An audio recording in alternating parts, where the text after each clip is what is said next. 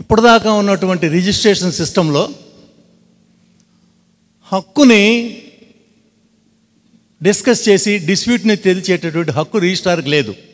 రిజిస్ట్రార్కి అమ్మేవాడు కానీ కొనుక్కునేవాడు కానీ వీళ్ళకి హక్కులు ఉన్నాయా, ట్రాన్స్ఫర్ పూర్తిగా జరుగుతుందా లేదని విపులీకరించేటువంటి హక్కు లేదు ఇప్పుడు దాకా ఉన్నటువంటి దాంట్లో.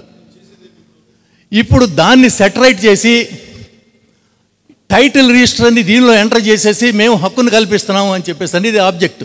ఇప్పుడు దాకా రిజిస్టర్ చేసుకుంటున్నారే కానీ ఇందులో డిస్ప్యూట్స్ ఏమన్నా ఉంటే ఆ డిస్ప్యూట్స్ని సెటిల్ చేసే అధికారం రిజిస్ట్రార్కి లేదు. కనుక ఇప్పుడు దాన్ని ఆబ్జెక్ట్స్లో వన్ ఆఫ్ ది ఆబ్జెక్ట్స్ ఈ రిజిస్ట్రేషన్ సిస్టంలో. అందుకని టైటిల్ని మేము హక్కుని కల్పిస్తున్నాం, డిస్ప్యూట్స్ని కూడా మేమే సెటిల్ చేస్తాం అనేది ఆబ్జెక్ట్ అండి. మేమే సెటిల్ చేస్తాం. అందుకనే డిస్ప్యూట్స్ రిజిస్టర్ అనే దాన్ని కూడా ఒకటి పెట్టారు ఈ డిస్ప్యూట్స్ని రికార్డ్ చేయడం కోసం. లక్షల రూపాయలు స్టాంప్ డ్యూటీ కట్టి కోట్లు పెట్టి కొనుక్కున్నా కానీ దస్తావేజు ఎందుకు పనికిరాదు వీళ్ళ ముందు. వాళ్ళు రికగ్నైజ్ చేస్తేనే ఈ హక్కు, దాన్ని మనం ఏమైనా చేసుకోగలం. మార్కెటబిలిటీ అనేది అప్పుడే వస్తుంది మనకి. ఎంత ఖర్చు పెట్టి కొనుక్కున్నా వాళ్ళ సర్టిఫికేట్ ఇచ్చి రిజిస్టర్లో నోట్ చేసుకొని ఓకే అని సర్టిఫికేట్ ఇస్తేనే మనకి ఆ ప్రాపర్టీకి మార్కెటబిలిటీ వస్తుంది.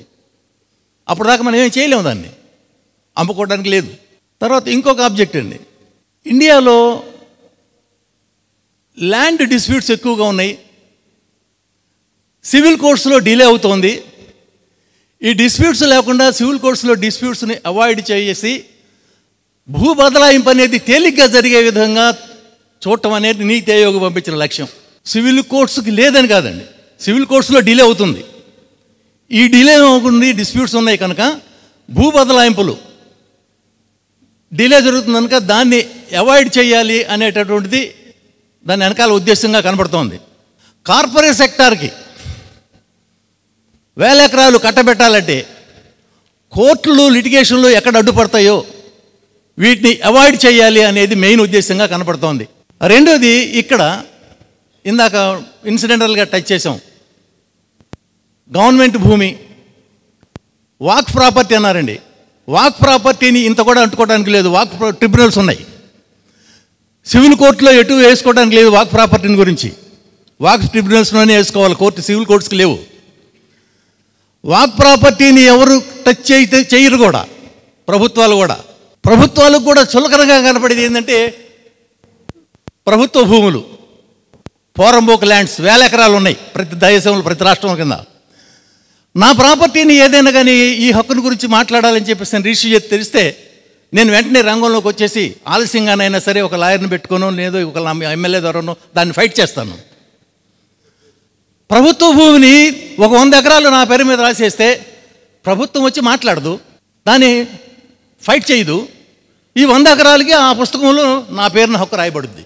That is conclusive. వాళ్ళు వాడింది కూడా కంక్లూజివ్ ప్రూఫ్, కంక్లూజివ్నెస్ ఇస్తున్నారు దానికి. అంటే ఇక ఇండియన్ ఎవిడెన్స్ యాక్టు ప్రూఫ్ అనేదానికి ఇండియన్ ఎవిడెన్స్ యాక్టు తలకాయల పగలట్టుకుని ఇంతవరకు అర్థం కావట్లేదు 50 సంవత్సరాల నుంచి. అటువంటి ఇండియన్ ఎవిడెన్స్ యాక్ట్ని తొంగలో దొక్కారు. నెక్స్ట్ అండి, సక్సెషన్. హిందూ వారసత్వ చట్టం ఉంది మనకి, Hindu succession act, Indian succession act ఉన్నది. అది క్రిస్టియన్స్ కూడా అప్లై అవుతుంది. ముస్లిమ్స్కి షరియత్ యాక్ట్ ఉంది, 1937 షరియత్ యాక్ట్. ఖురాన్లో చెప్పబడిన మహమ్మద్ ప్రవక్త చెప్పినట్టు దాని ప్రకారం ఏర్పడింది షరియత్ యాక్ట్ 1937. ఈ 1937 షరియత్ యాక్టు తమకు క్షమించాలా, మాలో ఉన్న ఎంతమంది కూడా ఇంత కూడా అర్థం కాదు. ఎవరు మిత్రులు అపార్థం చేసుకోవద్దు. అంత కాంప్లికేటెడ్ ఆ ముస్లిం వారసత్వ చట్టం. My friend also agrees if I right. చాలా ఇది అటువంటి వారసత్వ చట్టం. So also is the case with Christian law, so far as వారసత్వం ఈజ్ కన్సర్న్. హిందువులా కూడా అలాగే ఉంది వారసత్వంలో. కానీ వీటన్నిటిని కూడా ఇగ్నోర్ చేస్తూ వారసత్వాన్ని వారు నిర్ణయిస్తారట ఈ చట్టంలో. వారు నువ్వు వారసులు అంటే నువ్వు, నేను వారసులు ఉంటానంటే ఈయన వారసులు అంటే ఈయనే. ఈ వారసత్వాన్ని వాళ్ళే నిర్ణయిస్తారు ఈ చట్టం కింద. ఇది ఎటువంటి ప్రమాదాలకు దారితీస్తుంది అనేది ప్రజలకి చెప్పాల్సినటువంటి బాధ్యత మీ బోటి నాయకుల మీదే ఉన్నది. చట్టం అనేది వ్యక్తులకు అప్లై అవుతుందండి. వ్యక్తి రిలీజియన్ని బట్టి చట్టం అప్లై అవుతుంది. ముస్లింకి షరియత్ యాక్ట్, దీని ప్రకారం అసలు ఏది లేదు, ఎవరికైనా ఒకటే. దానిలో అసలు దానికి డిస్టింగ్విష్ చేయలేదు. వారసత్వాన్ని మేమే నిర్ణయిస్తాం, సక్సెషన్ని మేమే నిర్ణయిస్తాం, వారు చెప్పిందే ఫైనల్. మీరు ఏదైనా కనుక ఒకటి ఉద్యమంలో ఒక ఆస్పెక్ట్ని తలపెట్టి మైకు పట్టుకొని మాట్లాడటం మొదలు పెడితే అది సక్సెస్గా జరుగుతుంది అనేది మా వాళ్ళందరి నమ్మకం, నా నమ్మకం కూడా. కనుక మీరు కూడా సహృదయంతో ఈ ఆస్పెక్ట్ని కూడా మీరు గట్టిగా మీ హృదయంలోకి తీసుకొని దీన్ని కూడా మీరు ప్రజల్లోకి, మీరు ఒక మాట చెప్తే ప్రజల్లోకి ప్రతిధ్వనిస్తుంది. ప్రజల్లో మాకు ఆ నమ్మకం ఉంది, జరుగుతున్నది, చూస్తున్నాం కూడా. కనుక మీ వాయిస్ ద్వారా ఈ చట్టాన్ని రద్దయ్యేంత వరకు కూడా మీరు కూడా మాతో పాటు కలిసి మరి పోరాడతారని చెప్పేసి మేము కోరుకుంటూ సెలవు తీసుకుంటున్నాను.